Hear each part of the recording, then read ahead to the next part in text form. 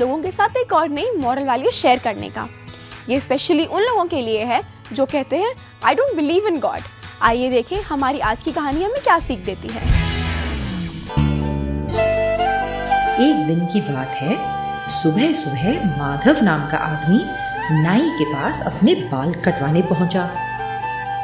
क्योंकि ये वही नाई था जिससे माधव हमेशा अपने बाल कटवाता, तो बाल कटवाते हुए दोनों के बीच कई बातें होने लगी। बातें करते करते भगवान इस दुनिया में है या नहीं, इस विषय पर भी चर्चा छिड़ गई।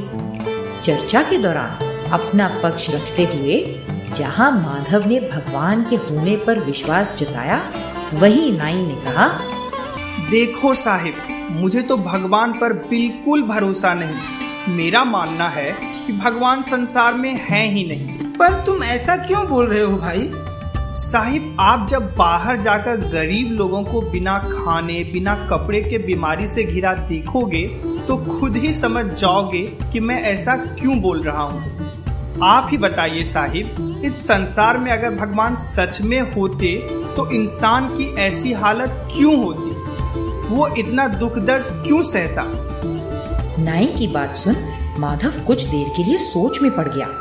वो नाई से इस बात पर बहस नहीं करना चाहता था, इसीलिए काम होते ही दुकान से बाहर आ गया। दुकान से बाहर निकल माधव अभी कुछ ही दूरी तय कर पाया था कि अचानक उसे एक आदमी दिखाई पड़ा जिसके बाल और दाढ़ी काफी लंबे थे और जिसे देख ये लग रहा था कि मानो नाई के पास गए इसे महीने बीत गए हों। उस आदमी को देख माधव उल्टे पैर नाई की दुकान की ओर चल पड़ा और उसकी दुकान पर पहुंचते ही नाई से बोला, मुझे तो लगता है कि इस दुनिया में नाई भी नहीं है।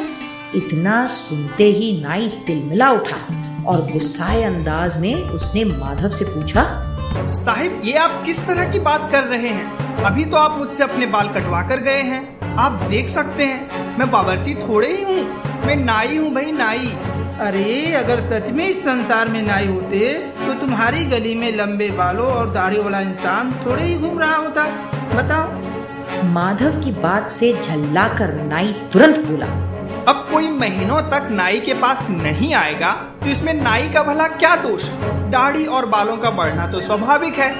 यही तो मैं भी बोल रहा हूँ भाई, भगवान तो है, लेकिन यदि इंसान उन पर आस्था और विश्वास नहीं रखेगा तो इंसान को उसकी परेशानियों से मुक्ति कैसे मिलेगी भला? ये माना कि हम भगवान को देख नहीं सकते, लेकिन ये भी सच है कि उन पर विश्वास हमें दुख तकलीफों से लड़ने की शक्ति प्रदान करता है। इसीलिए इस संसार के अरबों लोग ऊपर वाले पर आस्था रख अपने कर्म करते चले जाते हैं।